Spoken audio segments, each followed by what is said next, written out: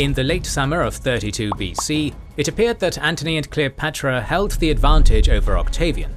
Their army and navies were of comparable size, but the resources of the east meant that Antony and Cleopatra were far better funded than Octavian, meaning that they would be able to fight a prolonged war more easily. Their positioning in Greece would also make it almost impossible for Octavian to attack their heartlands in Egypt, whilst they were in a prime position to threaten Octavian's main base in Italy. All their pieces were in place. However, they were about to learn a military fundamental.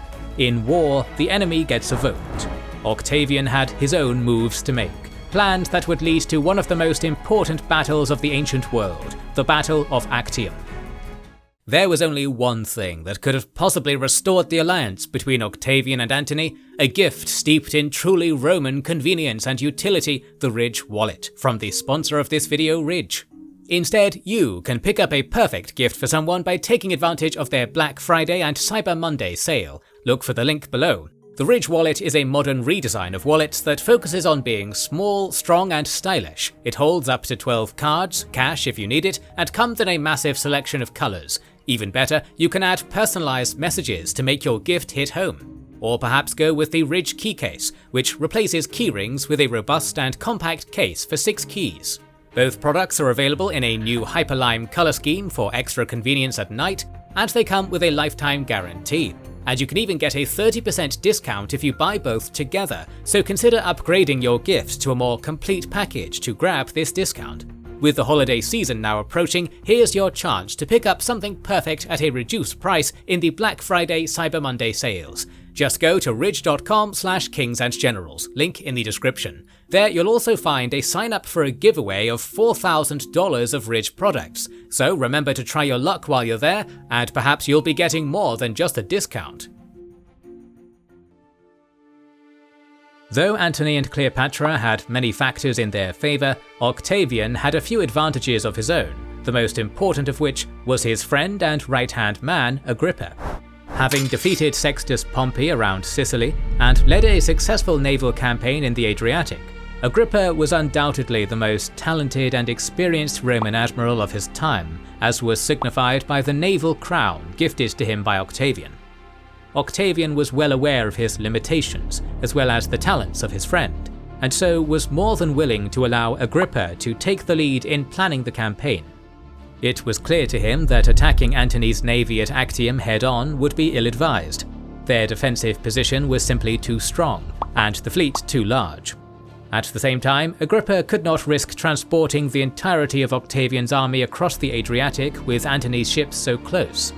Years earlier, Julius Caesar had found himself in an almost identical situation, with an enemy fleet thwarting his ability to cross the Adriatic in force, and had only eventually succeeded in doing so thanks largely to the incompetence of his opponents.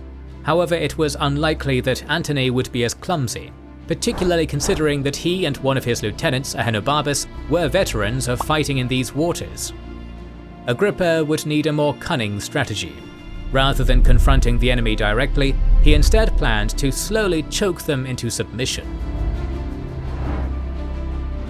In the early months of 31 BC, Antony and Cleopatra moved their fleet at Actium in the Ambracian Gulf and began to rally their army there from winter quarters when suddenly Agrippa struck at the supply hub of Methone. The precise details surrounding this crucial event are unfortunately somewhat scarce. However, small references and comparisons to other similar assaults have allowed modern historians to piece together a likely narrative. Methone was an important link in Antony's supply chain, and so had a significant garrison under the command of Bogud, the king of Mauritania, a talented and experienced soldier, as well as a one-time ally of Julius Caesar. However, it is likely that Antony had his best troops picked out for the invasion of Italy, so the garrison likely consisted of auxiliaries or irregulars, rather than legionaries. Given that any attack on Methone from the sea would require significant coordination and discipline, Agrippa, on the other hand, would have selected an elite force for the assault, likely consisting of roughly 50 ships with 5,000 heavy infantry. Considering how similar attacks were made, it is also likely that Agrippa launched the assault in the early hours of the morning, taking the garrison largely unawares. How effective this surprise attack would have been and how difficult the fighting was can only be speculated. Whichever the case, Agrippa's legionaries would very probably have had the advantage in hand-to-hand combat over whichever auxiliary force Antony had garrisoned there. King Bogud was killed during the fighting, and the city quickly fell to Agrippa. It was the kind of bold strategy that Caesar himself would have conducted. Indeed, modern historians often consider it to be one of Agrippa's greatest achievements, and Barry Strauss ranks the taking of Methone as one of the most daring and risky attacks in military history. The small amount of information that has survived about this crucially important event may well be yet another result of Octavian's propaganda that didn't want to credit his friend with having done too much. Nevertheless, the fact that we know little about the attack today does not change how impactful it was at the time. Through this one attack, Agrippa had stolen the initiative from Antony and put significant pressure on his fragile supply chain. Moreover, using Methone as a base, Agrippa, with roughly half of Octavian's fleet, launched hit-and-run attacks across Antony's supply line, evading major engagements and fracturing Antony's supply chain. Due to the size of Antony's force, the impact of Agrippa's assaults was almost instantaneous. With their supply line back to Egypt cut, Antony was forced to demand large grain levies from the Greek cities, sometimes needing to use force to get them. Furthermore, Agrippa's constant harassment kept Antony's navy occupied, and after a minor naval engagement, Agrippa had successfully taken the island of Corcyra, allowing Octavian to successfully cross the 75,000-strong army and the remainder of his fleet into Greece, sometime in the spring of 31 BC. As well as the army, Octavian, cunning as ever, had brought with him many of the senators and equites who had not gone over to Antony. Octavian was taking no chances of being betrayed in Rome.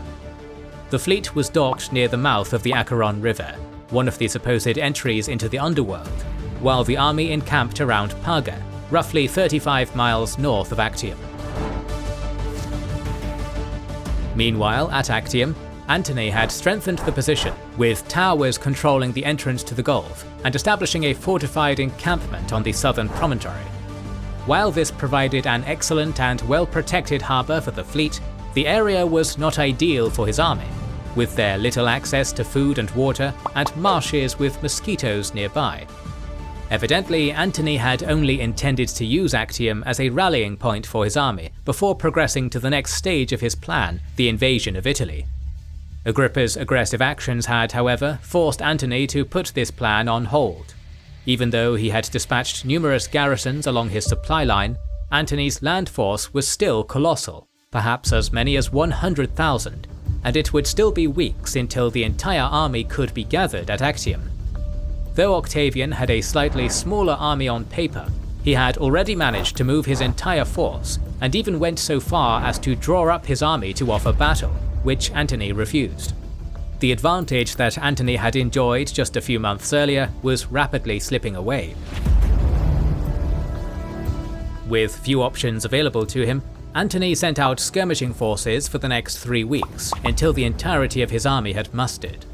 Finally ready to retaliate, Antony established a second camp on the north promontory of the Ambracian Gulf, then closed in on Octavian's position and formed up his army for battle. It was now Octavian's turn to refuse, and Antony's forces began the process of besieging Octavian's force. Once again, echoes of the prior civil war between Caesar and Pompey can be seen.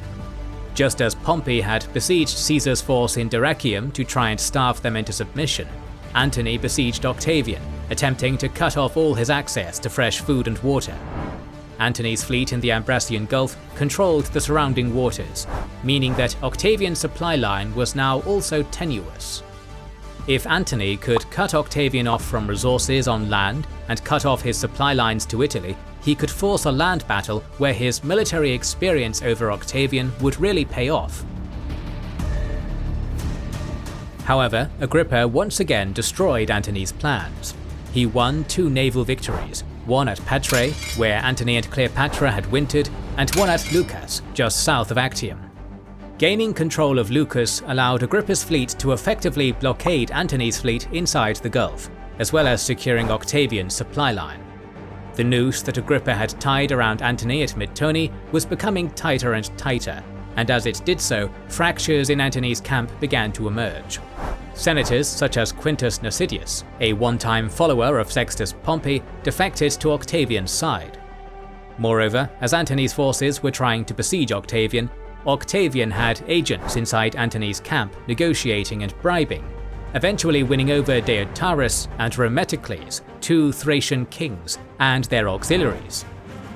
Yet more desertions followed, and Antony himself was almost assassinated within his camp. Antony abandoned his plans and returned to Actium, but even this would prove to be disastrous, as disease began taking hold in his camp. From posing a very real threat of being able to invade Italy itself, Antony was now faced with a broken supply line, a disease-ridden camp, and a blockaded fleet. Around this time, Domitius Ahenobarbus, by far Antony's most experienced and talented admiral, also deserted him.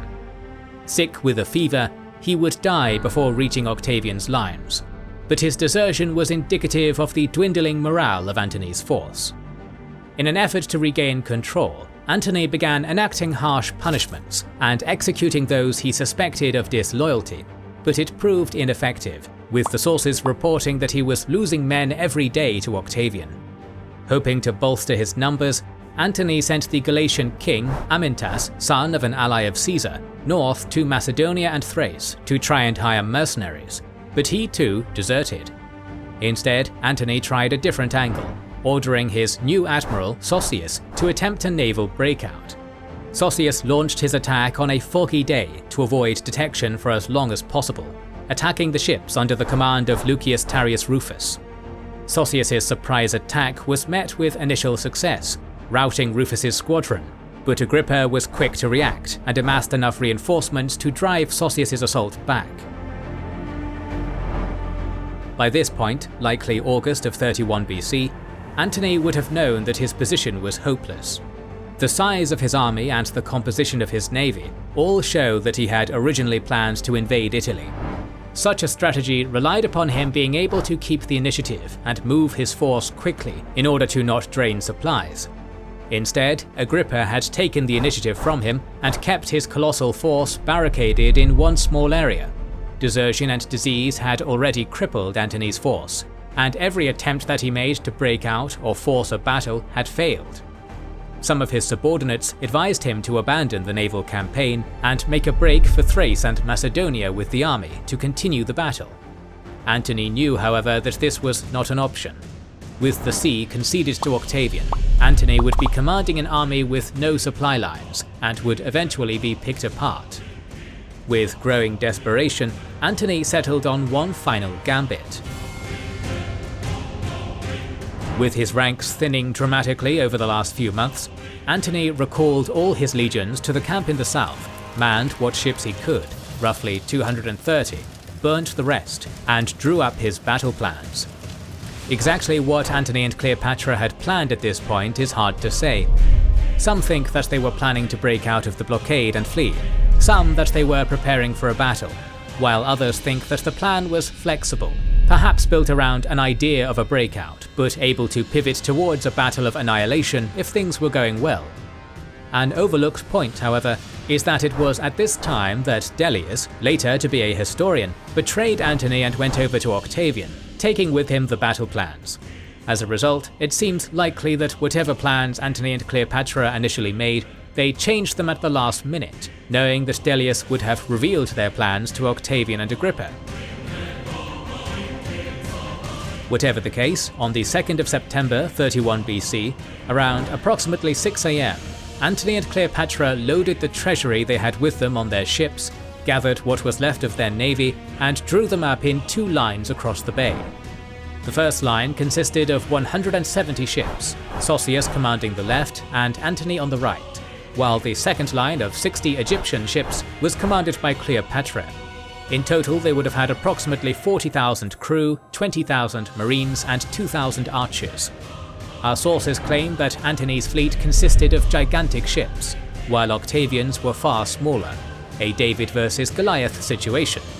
This idea persisted for centuries, but modern historians, mainly thanks to the archaeological work of Dr. William Murray, now dismiss this as propaganda. Murray's research shows that while Antony did have some large vessels, ranging from 6s to 10s, as in the number of tiers of oars, these would have likely numbered no more than 30.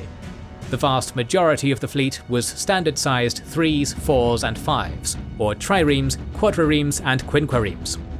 Octavian's fleet, meanwhile, was mostly the same as the one that had triumphed over Sextus Pompey. Part of the reason for this fleet's success had been the size of their ships compared to Pompey's small vessels. In all likelihood, the majority of Octavian and Agrippa's fleet would have been comparable ships to Antony and Cleopatra's, triremes, quadriremes and quinquiremes, alongside a small number of small ships called liburnae. Octavian's propaganda then overplayed the number of these smaller ships in order to make the battle more dramatic. This 400-strong fleet now stretched across the bay in front of Antony's forces, Octavian on the left and Agrippa on the right. The fact that Agrippa was given this traditional place of command shows that Octavian was relying upon his friend to win the battle. Octavian knew what his strengths were, and he knew that battlefield strategy was not one of them. For almost 6 hours, the two fleets stared each other down, each waiting for the other to make the first move. Eventually, Antony's fleet made the first move, advancing cautiously, while Agrippa, in response, bent the flanks of his line forward, forming a crescent formation that threatened to surround Antony's fleet. Seeing the danger, Antony ordered Sosius to attack Octavian while he brought ships from the centre to extend his northern flank in response to Agrippa. In response, Octavian's ships back-paddled, drawing Sosius's ships further out of formation and tiring the rowers. Antony's line was already beginning to lose cohesion, a gap emerging between Sosius's forces and the centre having been stretched to support Antony's flank. It was at this point that the battle began in earnest across the line. Catapults and ballistas fired the first salvos, joined by archers, slingers and javelinmen as the ships grew closer together, before finally ramming into each other. Utilizing their greater numbers, Agrippa and Octavian's ships would exploit gaps in Antony's line, and use multiple ships to attack one of Antony's vessels from numerous sides, grappling them in order to keep them in place. The result was almost similar to mini-sieges, Antony's ships being assaulted from all directions and trying to fend off the attackers. Meanwhile, the lighter liburnae of Agrippa and Octavian would dart among the larger ships, ramming when possible and quickly disengaging, looking for targets of opportunity. It was a brutal battle, with neither side seeming to be able to gain an advantage. And then everything changed. Cleopatra's squadron, which had so far not engaged at all in the battle, suddenly darted forward. With both sides engaged across the entire length of the line, Cleopatra led her ships through a gap in Agrippa's line unopposed and made for open sea. Antony, having seen the maneuver, quickly transferred into a smaller ship and followed in Cleopatra's wake. Many of Antony's ships attempted to follow, throwing various bits of weaponry into the sea to try and make themselves lighter. Some were successful, but others were surrounded by Agrippa and Octavian's forces and captured or destroyed. It is often thought that the battle ended when Antony and Cleopatra left the battlefield, but in reality, much of their fleet continued the fight for hours afterwards. In fact, they put up such stiff resistance that Agrippa and Octavian gave up trying to capture the ships and resorted to setting them on fire. Those on the lower decks were effectively trapped before suffocating in the smoke, whilst those on the upper decks were burnt alive or leapt into the water, where they either drowned or, at least according to Cassius Dio, were eaten by sea creatures. By 8 PM, the battle was over. The obvious question that needs to be asked is why Cleopatra did what she did. As we should expect, the ancient sources for the battle dismiss her as a coward, a result of her being a foreigner and a woman, while they paint Antony as a lovesick fool who lost his courage upon seeing his lover leaving the battlefield. While this is possible, it relies purely upon sources that we know were misogynistic, xenophobic, and actively pushing the narrative that Octavian approved of. As a result, modern historians have suggested other possibilities. Barry Strauss, for example, thinks that it is a certainty that Antony and Cleopatra had planned the move together. In his opinion, Antony knew that his situation was dire and that he had little chance of winning, so he committed to saving as much of the fleet as possible. If this was indeed the objective, then it would have to be said that Antony and Cleopatra were rather successful, saving maybe a third of their fleet as well as the treasury. It has also been suggested that Cleopatra was acting purely on her own initiative, that she considered the battle to be going against Antony, and rather than risking her ships needlessly, she made the decision to withdraw her forces independently. Antony then saw Cleopatra's squadron leaving the battle, realized that the battle would be hopeless without them, and so followed suit. Lastly, scientists have conjectured that Cleopatra's squadron may have been trapped in dead water, which prevented them from moving, and that by the time they freed themselves, the battle was already turning against them, and so they abandoned the battlefield. The truth is simply impossible to know for sure today. However, when one considers the strategic ability of Antony, the numerous breakout attempts beforehand, and the decision to lead the treasury onto Cleopatra's ships, Strauss's theory that it was a coordinated breakout appears the most likely. In any case, Agrippa had won yet another crucial victory for Octavian. It is a testament to Octavian's mastery of propaganda that the months-long campaign waged by Agrippa to strangle Antony's forces is given little attention, and that Octavian would be credited with the victory. In reality, the Actium campaign was Agrippa's masterpiece. Though fighting an enemy better funded and better supplied, Agrippa had managed to cripple Antony's gigantic force before it had ever taken to the battlefield, by slicing its arteries at Methone and elsewhere along the supply line. Every move Antony had made had been countered by Agrippa, until Antony had been forced to give battle on Agrippa's terms. Agrippa was, however, happy to allow his friend to take the credit. Agrippa was a military man, Octavian a political one, and though Agrippa had achieved the victory, it was Octavian who would be able to utilize it to change the course of history. We will continue talking about the last war of the Roman Republic in the coming months, so make sure you are subscribed and have pressed the bell button. Please consider liking, subscribing, commenting and sharing, it helps immensely. Recently we've started releasing weekly Patreon and YouTube member exclusive content. Consider joining their ranks via the link in the description or button under the video to watch these weekly videos, learn about our schedule, get early access to our videos, access our private Discord, and much more. This is the Kings and Generals channel, and we will catch you on the next one.